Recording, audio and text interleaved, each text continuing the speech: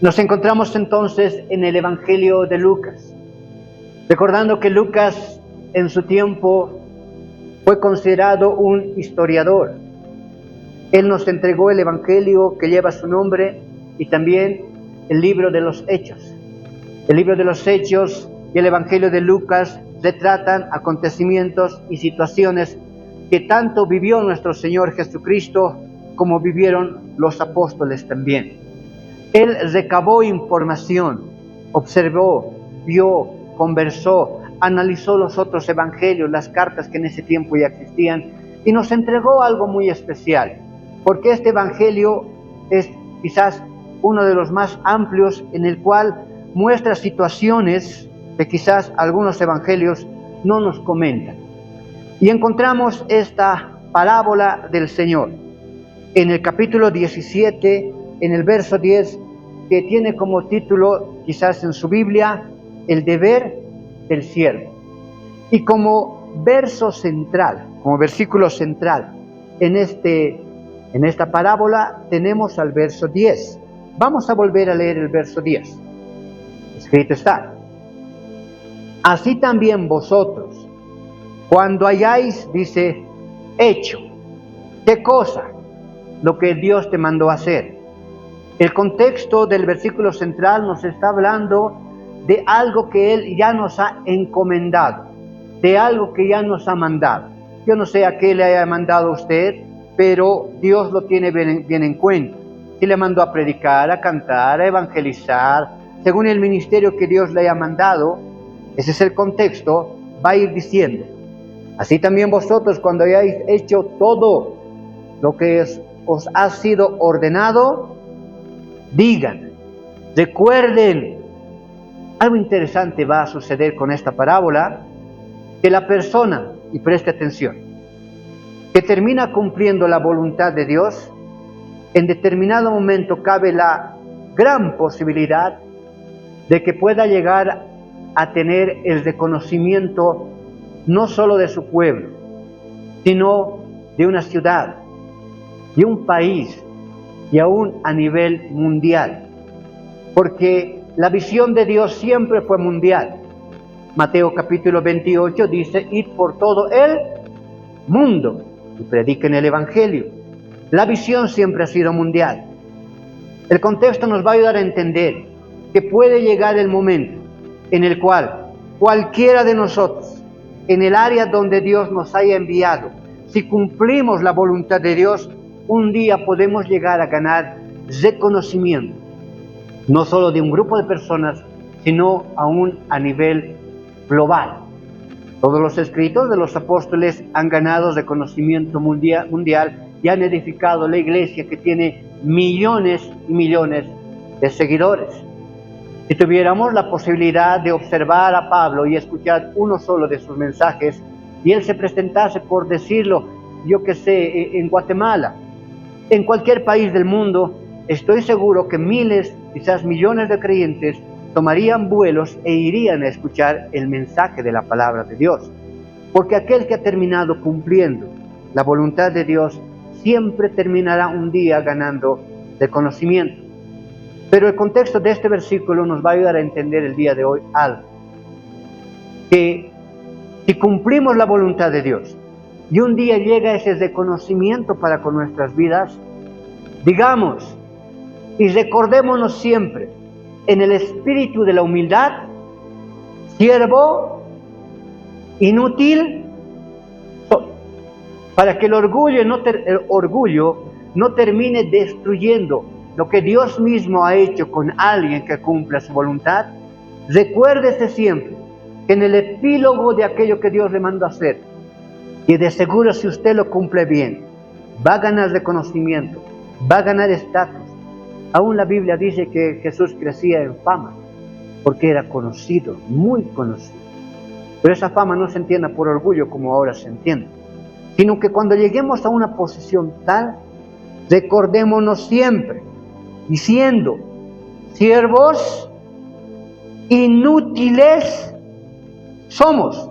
La palabra inútil aún implica incapaz. Incapaz, siervo inútil somos. pues lo que debíamos hacer, hicimos. Dígame, la gloria siempre sea dada a Dios y que este versículo nos conduzca a la humildad. Que en el lugar donde nos encontremos o la posición que un día ocupemos, la humildad esté en nuestros corazones. Y estas palabras lo que hacen es hacernos regresar, poner los pies en la tierra, decirnos, no te la creas tanto, no has sido tú, sino la gracia del Señor en tu vida. Tú, la verdad, siervo inútil eres. Si no es por la gracia de Dios, inservible eres. Recuerda, solo lo que debías hacer estás, bendito sea. Tengamos todo aquello en mente y ahora vamos a irnos al contexto inmediato para analizar mucho mejor esta escritura. Porque el epílogo nos da a entender que en un momento dado va a suceder algo. Quédamelo la ventana más piola, por favor, alguien con estatura. Entonces, el epílogo nos da a entender que algo hermoso va a suceder en un momento dado. Tanto es así que el orgullo te puede ganar. En un momento dado va a llegar bendición a tu vida. Vas a crecer, ya sea ministerialmente, económicamente, profesionalmente. Vas a crecer a un nivel en el cual el orgullo te puede crecer. El orgullo puede crecer porque te vas a mirar y vas a decir, increíble, ¿cómo he conseguido todo esto? ¿Cómo es que tengo esta casa tan prominente? ¿Cómo es que camino en un Hammer ahora?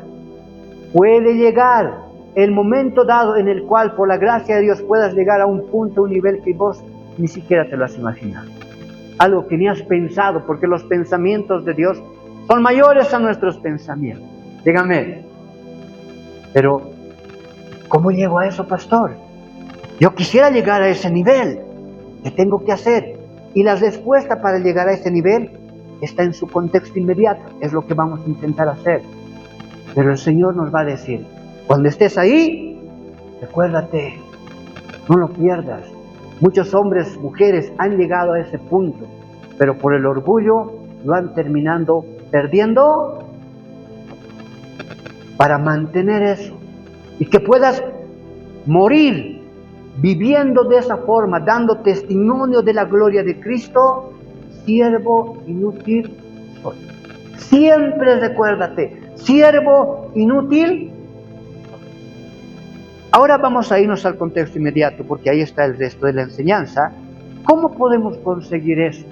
¿Cómo usted, como yo, como alguien puede llegar a ese lugar, a esa posición de aún sentir orgullo? Vamos a irnos al verso 5, porque el contexto no está en el verso 7, aunque los traductores lo han dividido como desde el verso 7, poniendo un título, el deber del siervo. Recordemos siempre que el escrito original es solo un solo papiro, es una sola historia, un solo escrito, una sola carta.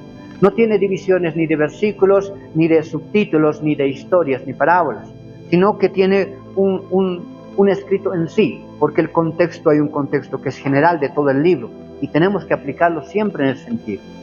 Para poder comprender mejor, y una vez más repito y preste atención, este puede ser el mensaje que transforme su vida, que transforme su mente, su corazón por completo, y le lleve a ese lugar que tanto ha anhelado, pero para la gloria de Dios, no para nuestra gloria personal. Hay un secreto, cómo podemos llegar a ese lugar. En el verso 5 empieza diciendo, los apóstoles del Señor le van a hacer una petición, diciendo el verso 5. Dijeron los apóstoles al Señor, aumentanos la fe. Ellos entendían algo, ellos comprendían algo. Habían visto que Jesús era poderoso, díganme, porque Jesús era, estando en tierra, poderoso. Habían visto los milagros que él había hecho. Habían visto aún cómo, si solo se tocaba el borde de su manto, una mujer podía ser sanada. Habían observado cómo él podía resucitar muertos. Habían visto cómo él podía devolver la vista a los ciegos, a los mudos les podía hacer nuevamente hablar. Los apóstoles habían visto el poder de Dios y habían quedado maravillados. Y cuando ellos quizás intentaban hacer algo, no funcionaba. En un momento dado, aún el escrito dice que intentaron liberar a un muchacho, pero no podían. Y el papá del muchacho lo trajo hasta el Señor y le dijo: le he pedido a tus apóstoles que liberan a mi hijo porque mi hijo quiere matarse muchas veces. Pero no podían. ¿Y se acuerda aún el contexto en ese lugar? Los apóstoles le dicen al Señor: Señor, ¿por qué no pudimos liberarle? Y vos con una palabra lo has sacado el demonio de este muchacho. Y el Señor les dijo: por vuestra poca fe. Entonces hay un común denominador: la fe. No pueden porque ustedes no tienen fe. Algo está mal en ustedes. Los apóstoles entendían que había una gracia divina en la fe, que había un poder extraordinario en la fe. En tener una fe al nivel de Jesús implicaba mover el poder de Dios. El que llega a tener esta fe al punto de mover el poder de Dios va a llegar a un nivel en el cual un día ni tú mismo te vas a reconocer cómo es que llegaste hasta esa posición. Seguimos leyendo, verso 5 una vez más. Dijeron los apóstoles al Señor: aumentanos la fe. ¿Por qué le pidieron eso? Porque vieron que a través de la fe se podía ver el poder de Dios. Aumentanos la fe. Ahora en el verso 6 es extraño. El Señor no ora por ellos y les aumenta la fe, sino les va a hacer recordar algo. En pocas palabras les va a decir: ¿qué cosa me están pidiendo? Es algo que ustedes ya tienen. Es algo que desde el mismo día que tú aceptas como a Cristo como Señor y Salvador de tu alma, el Espíritu Santo entra en ti, convenciéndote de pecado, justicia y juicio. La forma en la cual tú aceptas que eres pecador, que existe una justicia, que existe un juicio, que existe un Dios creador de todo, es a través de la fe. Entonces el Señor les va a decir: ustedes ya tienen fe. Pero ¿sabes cuál es el problema? Y este es el problema nuestro también, de todos nosotros, en general de un 90% de la comunidad cristiana, es que no ejercemos esa fe. No las creemos. Tanto es así que el Señor les va a decir: ¿saben qué? La fe de ustedes es así chiquitito, más pequeñito que un grano de mostaza. El grano de mostaza es tamañito, es su semilla. Les miren, ¿saben qué? De ustedes más pequeñito que el grano de mostaza es su fe. Si ustedes tuvieran fe así tamañito, harían cosas extraordinarias. No solo resucitarían muertos, sanarían enfermos, harían cosas maravillosas, sino tendrían tanto poder que le dirían a ese monte: muévete de este lugar al otro, y este monte les obedece. ¿Por qué? Porque el poder de Dios es infinito. No se puede calcular, no tiene límite. Si pusiéramos solamente, si nosotros pudiéramos llegar a tener el nivel de fe que tuvieron los primeros hombres de la Biblia, el nivel de fe de Moisés, el nivel de fe de Abraham. Abraham es reconocido como el hombre de la fe, el padre de la fe en varios escritos, porque un hombre que tenía ya una vida desarrollada, una vida resuelta, escuchó una voz del cielo y le dijo: ven, yo haré de ti una gran nación. Y por fe tuvo que dejar absolutamente todo e irse a vivir al desierto. Un hombre que en un momento dado le dijo: el Señor, entrégame a tu único hijo, ve ahí, allá que se monte, y quítale la vida. Esa fe hizo con que un día el Mesías llegue a esta tierra. La fe de estos hombres era tremenda. ¿Por qué ahora ya no podemos ver el poder de Dios moverse al nivel que antes lo veíamos? ¿Por qué para nosotros los milagros de la Biblia simplemente ya son historias? Elías en un momento dado tenía tanta fe, pero le digo que su fe quizás solo era como el grano de mostaza. De nosotros es más pequeñito. Elías tenía tanta fe que decía que baje fuego del cielo, y es real, textual. bajaba fuego del cielo. En una ocasión lo querían arrestar y lo querían llevar para ser muerto. 50 hombres vinieron donde él, más aquel que les guiaba, su oficial.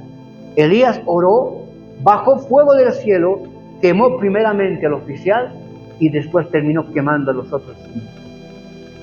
Dígame, pero es un nivel, un poder extraordinario, que puede ser visto aún en este tiempo. Sí, yo creo que sí. Malaquías capítulo 3 nos enseña algo diciéndonos que Dios no cambia. Él sigue siendo el mismo de hoy, de mañana y por siempre. Si se movió el poder de Dios a ese nivel, se puede seguir moviendo, dígame. Pero no, algo pasa, algo falta, algo está sucediendo. ¿Qué es lo que ha pasado? La fe. No tenemos fe. No la creemos. Nuestra fe está disparada para otro lado, no está disparada en Dios. La fe implica un blanco, un punto clave. Fe también puede ser traducida como el blanco, como que alguien agarra una flecha, tiene un blanco y la lanza. Tiene que llegar al blanco. Si nuestra fe no está bien enfocada, bien apuntada, y nuestra fe está por aquí o por allá, en realidad no vamos a conseguir ese poder, no vamos a vivir en ese poder. Dígame, es por eso que el siguiente versículo dice, el verso 6, entonces el Señor dijo, mis apóstoles, tu fe es tan pequeñita que ni alcanza el tamaño de un grano de mostaza. Si tuvieras la fe como un grano de mostaza, podrías decir a este sicómoro, desarráigate y plántate en el mar y os obedeceré. Si lo tomamos textualmente, ¿se puede aceptar, pastor? Sí. Sí. ¿Podríamos llegar aún a ese nivel de poder? Sí. El Señor Jesucristo se acercó un día a una higuera y le dijo, no veo higos en ti. Si mañana no veo higos en ti, te vas a secar. Y al día siguiente, ese árbol apareció seco. El poder sobre lo creado, el poder sobre lo natural.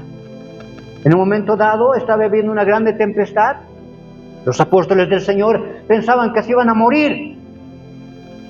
El Señor estaba durmiendo, descansando en paz, porque Él tiene fe. Nada le va a pasar. Pero se levanta, le hace, Señor, sálvanos, mira lo que está pasando. El Señor les vuelve a mirar, hombres de poca fe, otra vez. Lo mismo, la misma palabra, diciéndoles, tengan fe. Si ustedes tienen fe, simplemente ordenen y aquí va a haber sol. Aquí va a haber tranquilidad, aquí va a haber paz. Él se levantó y calmó pero les reprendió, hombres de poca fe, tengan fe, esto es posible, tú tienes ese poder en ti. La comunidad judía enseña y dice, una pregunta le hacen a los rabinos, diciéndoles, ¿por qué antes se veía todo ese poder? ¿Por qué Moisés hizo tan grandes milagros? Elías, Jeremías, los profetas, Daniel, hombres que entraban al foso de los leones y no eran muertos, hombres que eran echados al foso, al horno ardiente, 7 veces más fuerte, y no se quemaban. ¿Por qué se veía tanto poder antes y ahora no vemos ese poder? Los judíos dicen, es por la destrucción del templo. Mientras el primer templo existía, el poder fluía. Mientras el segundo templo existió, el poder fluyó. Y parecen tener razón también, porque mientras el segundo templo existió, vivió Cristo y el poder fluyó. El año 70 recién fue destruido el templo, y hasta ahí el poder verdaderamente fluyó aún en los apóstoles. Pero, entendiendo el escrito, ahora el poder debería ser mayor. ¿Por qué? Porque ahora el templo de Dios está dentro de nosotros. Entendiendo aquello, Pablo escribió, ya no necesitamos un templo físico de donde fluye el poder, porque ahora nosotros ya somos el templo de Dios. Es decir, el poder de Dios ya está en nosotros. Solamente falta alguien para hacer una pequeña prueba de que nosotros ya no tenemos esa fe, que no creemos. En este momento, tú escucharas una voz y te dijera el Señor, quiero que dejes tu profesión, quiero que dejes padre, madre, y quiero que desde el día de hoy me sirvas y vivas Si alguno de nosotros escucháramos esa voz, yo estoy seguro, espero equivocar, pero la mayoría de nosotros miraríamos aquí, miraríamos allá. ¿Qué habrá sido, no? Un sueño. No, eso no debe ser de Dios. Simplemente lo dejaríamos. Es la muestra que en realidad esa fe nos falta y demás. Nuestra fe está guiada más por las cosas que podemos tener. Salgamos a hacer esto, pero nos falta esto y esto. No se puede todavía. ¿Se puede todavía? Hablaba el día de ayer con un pastor, me visitó a la casa, y yo sé, por ejemplo, que este pastor, en su posición, en su poder, está una carpa gigante, más grande que este templo, mucho más largo, de este mismo ancho, pero más largo. Yo le digo, ¿por qué no hace funcionar la carpa? ¿Hasta cuándo va a estar guardada? Él me mira y me dice, es que tú sabes, pastor, ¿cuánta gente se necesita para armar? Mínimo se necesita 26 a 30 personas para armar la carpa. Y en el mismo momento todos tenemos que levantar la carpa y armar. Y dentro de mí llegaba una voz que me decía, está poniendo su fe en los hombres. En decir, es que no tengo ese grupo de personas en mi iglesia. Pero si tuvieras fe verdadera, agarrarías tus 3, 4 personas que fueras, llevaras la carpa a un lugar y cree que Dios mismo traerá gente de todo lado para armar su casa. Den un aplauso, Señor, eso es real. Es necesario que levantemos esa fe en nuestras vidas, en nuestros corazones. Es necesario. Yo me acuerdo muy bien muchas veces cómo va pasando el tiempo y nos vamos adecuando a las situaciones que lastimosamente nos muestra la vida. Yo me acuerdo antes, yo y mi esposa, el burro por delante, ¿no? Mi esposa y yo solo nos agarrábamos un altavoz y nos salíamos a evangelizar. No nos importaba, porque siempre salía un borracho viniendo, empujando o algo que nos pasa. No nos importaba. Había fe. Y les soy sincero, siempre se aparecía un joven, un niño, alguien, les ayudaría a repartir folletos. Siempre se termina apareciendo alguien, yo les ayudaré. Y empieza a repartir. ¿De dónde llegó? Dios manda ángeles. Dios manda, esa fe ya no hay. Y yo mismo, para avergonzarme, les digo, soy sincero. Ya cuando hemos salido a evangelizar, yo sé estar diciendo, ya, Ángel, tú me vas a cubrir. Por ahí un borracho viene, aquí tú te metes.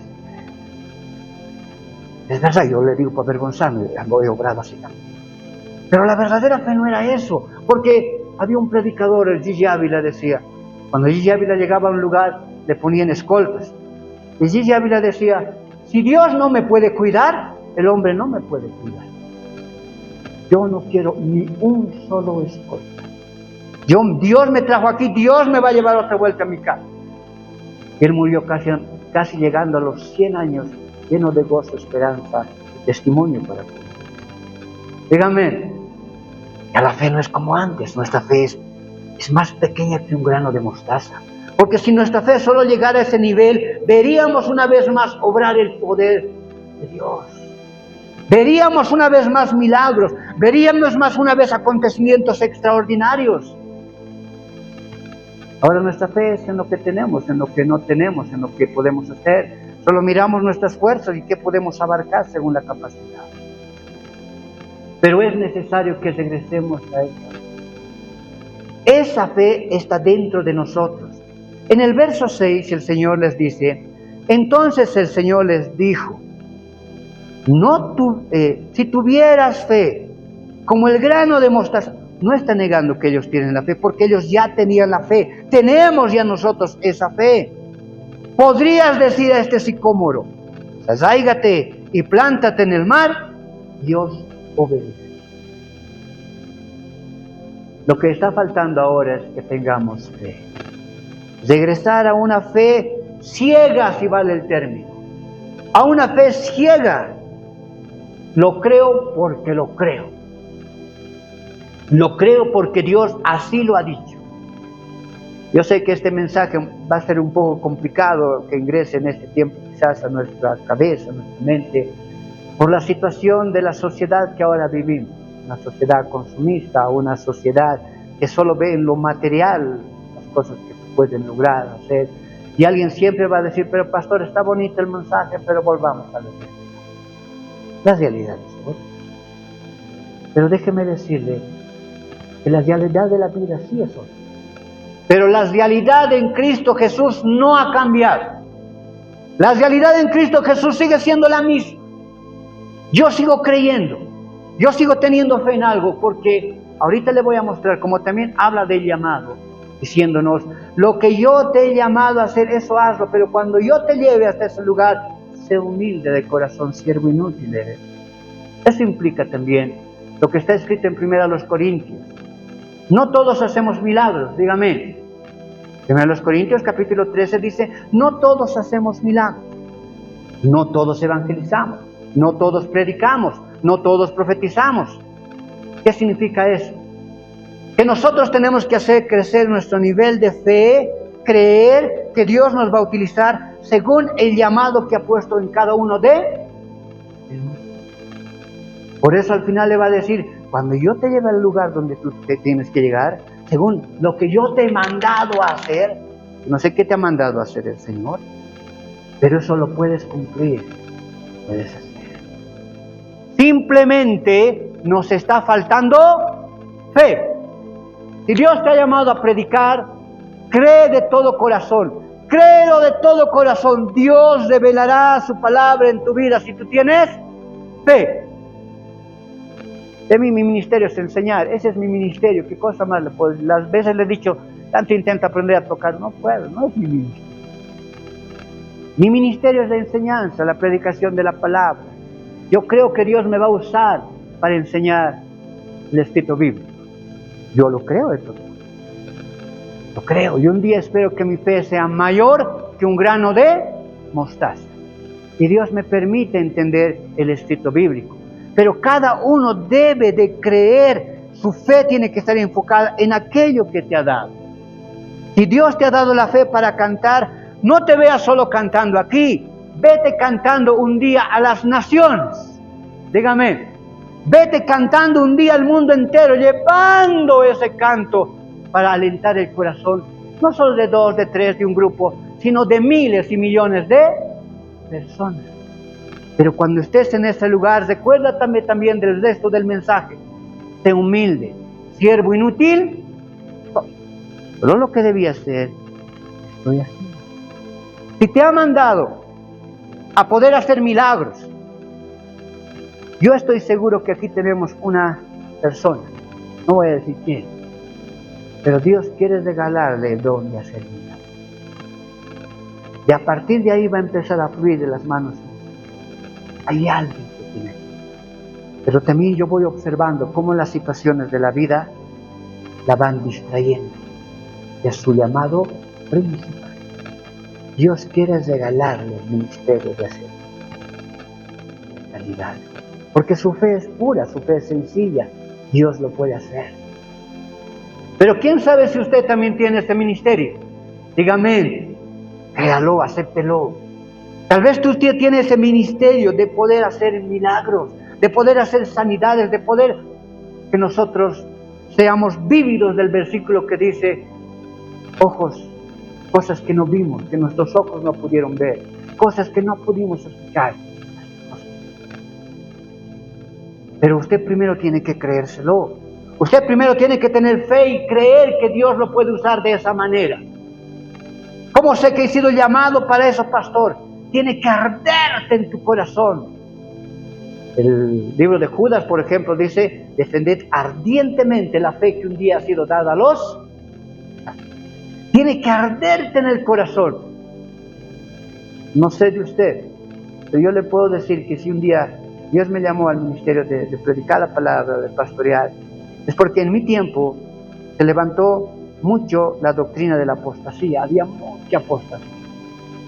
Yo antes de casarme le decía a mi esposa, yo voy a ser pastor. ¿Por qué? Porque a un pastor le van a escuchar. Porque hay tantas cosas que le están enseñando ahora, tantas cosas que están hablando, que hay necesidad de que se pueda hablar la verdad. Y ese es mi ministerio. Yo creo que Dios un día revelará palabra en mi vida. Porque eso me ardía. No me ardía mucho la alabanza, le soy sincero. No me ardía mucho otras áreas, el hacer milagros, aquello, no me llegaba tanto, soy sincero. Creo en milagros y sé que Dios se ha manifestado muchas veces a través de nosotros. Pero no me llamaba tanto a mí la atención. Llamaba más el poder enseñar. ¿Qué le llama a usted? ¿Qué le arde a usted? ¿Por dónde quiere levantarse y defender el Evangelio ardientemente? Demostrar el poder de Dios. Por donde Dios le esté llamando aún en este momento. O le esté haciendo recordar, por aquí te quiero usar, hijo. Para eso te he dado el don, el talento. Eso es lo que quiero que hagas. Hágalo. Pero créaselo. Si se lo cree, Dios le va a llevar un día a un lugar, a una posición en el cual aún, quién sabe, el orgullo le va a querer destruir. Su principal lucha ya no va a ser una u otra cosa, sino una lucha con usted. Pero si usted es hijo de Dios y entiende el mensaje que va a decir en ese momento, siervo inútil, dígame. Eso nomás es el contexto del verso 5 y 6. Y seguimos leyendo del verso 7. Y ahí empieza a decirles el Señor una parábola. El Señor ya les dijo, ¿qué cosa me están pidiendo? Yo ya les he dado fe. Yo he orado por ustedes y he derramado la fe. La misma fe que yo tengo, ustedes la tienen. ¿Cuál es la diferencia? Que yo sí la estoy usando, creyéndola de todo corazón, pero ustedes aún no la están usando. Si ustedes la usan y aún solo llega a este nivel pequeño de un granito de mostaza, como el poder de Dios es inmenso, ese pequeñito de fe es suficiente para hacer cosas extraordinarias. Sal de tus raíces y ve a plantarte a aquel lugar. Como el poder de Dios es tan infinito, aún un poquito de fe de este tamañito hará cosas extra. Ya el versículo 7 dice, ¿quién de vosotros, ¿no? Esto es haciéndoles entender lo que nosotros tenemos que hacer. Ya el mensaje de los dos primeros versículos ha sido entregado y esa es en realidad el mensaje que usted tiene que llevarse el día de hoy, que se lo crea de todo corazón. Pero el mensaje del verso 7 hasta el verso 10, lo que nos va a hacer el Señor es, pero tengan cuidado, tengan cuidado. Yo sé que no todos, va a decir el Señor, en un momento dado van a entender, pero los que entiendan, los que verdad quieran ejercer esa fe, yo los voy a llevar muy alto, pero un día que el orgullo no les gane. Y empieza a contar la parábola diciendo, verso 7, ¿quién de vosotros, teniendo un siervo que ara y apacienta ganado, al volver él del campo luego le dice, pasa, siéntate a la mesa? Recuerde que en las parábolas el Señor lo que hace es mostrarnos personajes. Y para hacer la interpretación de la parábola nosotros tenemos que identificar quiénes son los personajes. En esta parábola va a suceder algo interesante. En esta parábola primero nos va a poner a nosotros como los amos. Dígame, ¿quién de vosotros teniendo un siervo como los amos? En el verso 10 nos va a poner como esclavos. De aquí nos va a bajar. Por eso es que un día podemos llegar a un nivel extraordinario si tenemos la fe. Eso empieza a decir el verso 7. A ver, volvamos a leer. ¿Quién de vosotros teniendo un siervo, entonces nosotros somos los amos, teniendo un siervo que ara y apacienta ganado, al volver él del campo luego le dice, pasa, siéntate a la mesa? Recordemos que en ese tiempo, por la cultura y el tiempo que se veía, era natural que existieran esclavos. El debate no es ese en este momento. La cultura de ese tiempo es diferente. En ese tiempo simplemente había esclavos. Ahora, en este tiempo, pastor, ya no hay esclavos. Mentira. En este tiempo sigue habiendo esclavos. Ahora somos esclavos de las redes, esclavos del pecado, esclavos del pensamiento, esclavos de la maldad. Pero bueno, ese tema es diferente. El verso 8 le dice, no le dice más bien a su esclavo, a su siervo, prepárame la cena, después de haber trabajado todo el día, prepárame la cena, báñate y sírveme hasta que haya comido y bebido, y después de esto come y bebe tú. Primero siempre está Dios y luego estamos nosotros. Primero siempre está el servicio primeramente a Dios y luego recién a nosotros. Es algo que nosotros tenemos que tener muy en cuenta. Para ejercer la vida, para ejercer este tipo de fe, para que un día nosotros podamos ver lo que Dios puede hacer con nosotros, un primer toque que el Señor nos da. Abre algo. Ponme en mi primer lugar a mí. Después te servirás. Ponme en primer lugar. No está mal estudiar, no está mal trabajar, no está mal hacer las cosas que bien conviene. Pero siempre pongamos a Dios en primer lugar. Después sirvámonos nosotros. El verso 8 dice, no le dice más bien, prepárame la cena, cíñete y sírveme hasta que haya comido y bebido, y después de esto, comes y bebes. El 9 dice, ¿acaso da gracias al siervo? ¿Tú como amo le darías gracias a tu siervo porque hizo lo que se le había mandado? Pienso que no. Entendiendo ya esta parábola, esta comparativa entre un amo y un esclavo, el Señor termina hablando en el verso 10 y cambia la figura. Si bien éramos como amos, del verso 7 al 9, en el 10 ya nos pone como esclavos. ¿Y quién pasa a ser el amo en el verso 10? Dios. Dios ya se pone como el todo.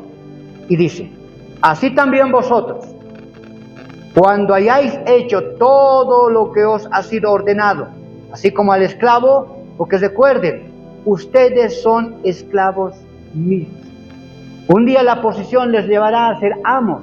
Un día ustedes estarán en una posición extraordinaria porque tuvo fe y le llevaron a esa posición. Muchos de los hombres que quizás podemos ver que han crecido en el campo cristiano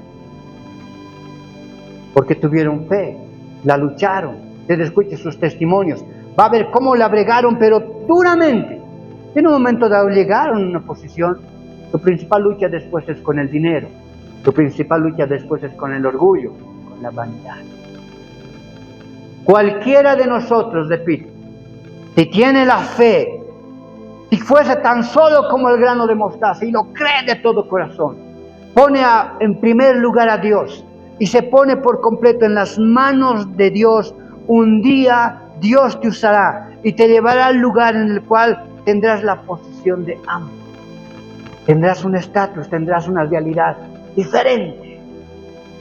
Pero cuando llegues a ese lugar, ahora sí vamos al verso 10. Así también vosotros, cuando hayáis hecho todo lo que os ha sido ordenado, decid, siervos inútiles somos. Pues lo que debíamos hacer, eso implica que cuando yo te lleve, dice el Señor, a ese lugar, sé humilde. Mantente humilde para sostener esa posición.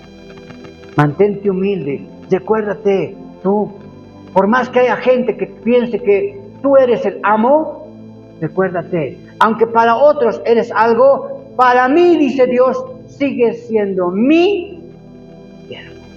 Mi esclavo. Y tienes esa conciencia. La humildad siempre estará en ti y podrás sostener y mantener ese nivel hasta que Cristo, así lo quiera, te quite de esta vida a su presencia. Dígame, pero si no mantenemos eso, así como subiste vas a bajar también. Lo que Dios hizo lo puede destruir también. Él da la vida, Él la quita. En un momento dado, el orgullo, la vanidad y la prepotencia va a hacer con que la persona que haya llegado a un estatus, a un lugar, posición espiritual, aún también pueda. Cuídate del orgullo, cuídate de la vanidad, cuídate del dinero, cuídate de los pecados sexuales, sensuales, que se presentan como tentación cuando estamos también en ese. El mensaje del día de hoy, como primer mensaje del año, es invitarle, pedirle de todo corazón que usted tenga esa fe. Crea, tiene la fe del poder de Dios dentro de usted. Tiene. Pastor, yo le vi a un predicador poderoso, pero ese predicador poderoso no nació ahí. También un día estuvo sentado como nosotros. Estuvo también escuchando un mensaje. Yo le vi cantar, pastor, a ese varón, y miles de personas en el estadio coreaban y se sentía la presencia. Pero ese cantante también un día estuvo sentadito ahí, mirando y diciendo, yo un día quisiera aprender a tocar eso. Y un día Dios lo usó, porque él tuvo fe. El libro de Hebreos nos enseña qué es la fe. Los únicos seres que pueden tener imaginación son los seres humanos. Los estudios muestran que neuronalmente los animales no pueden imaginar cosas, tampoco pueden soñarse cosas. Los únicos seres creados que pueden soñar e imaginarse cosas a un nivel extraordinario de la realidad, porque en tu sueño, si un día tienes la capacidad de despertar, pero sigues soñando, pero te despiertas, hay conciencia. A ver, yo te hago la prueba, si un día sucede eso contigo, hay conciencia, has despertado, pero te das de cuenta que estás soñando. Imagínate que aparezca una manzana, la manzana va a aparecer. Agarrar la manzana y comer, vas a sentir el sabor de la manzana, porque todo es neuronal, todo es simplemente químico. Vas a sentir. ¿Por qué el ser humano tiene esa capacidad? En el libro de Hebreos nos habla acerca de la fe y nos dice que nosotros creamos las cosas que no son como si fueran hechas. Dígame, tengamos la fe al punto de creer que las cosas que no son, las veamos, las imaginemos, que ya son hechas. Antes que algo se dé, tenemos que soñarlo primero y después se puede dar. Tenemos que creerlo primero. Tú tienes que creértelo, tú tienes que creértelo fuertemente en tu corazón y decir, Señor, me veo un día predicando a miles de personas. Dígame, me veo un día cantando, mi Dios de la gloria, en un estadio dándote la gloria y la honra a ti. Me veo un día. Me veo un día haciendo esto. Me veo un día en una campaña y sanándose los enfermos. Lo creo en mi corazón. Lo veo así. Lo creo por fe. No por proclamación, ni impulso humano, ni por algo psicológico. Por fe. Yo lo creo de todo corazón. Dígame. Lo creo y un día Dios me puede usar a mí igual también. De la misma forma. Porque tenemos el mismo Padre. Tenemos el mismo Dios. Actualmente ya no hay acepción de personas. Todos podemos ser usados por la gloria de Dios. Pero ¿quién va a ser usado? Aquel que tenga la fe. Señor, mira, sabes, tu fe es así. Ni al grano de mostaza llega tu fe. Pero haz crecer tu fe. Si siquiera llega al grano de mostaza, vas a hacer cosas tan extraordinarias como decirle a un árbol, desarráigate y plántate en otro lugar. Y hasta textualmente puede suceder. Puede suceder. Pero es necesario que alguien te lo crea. Yo no sé a quién le he predicado el día, espero que sea usted. Y si lo cree, póngase de pie y oremos.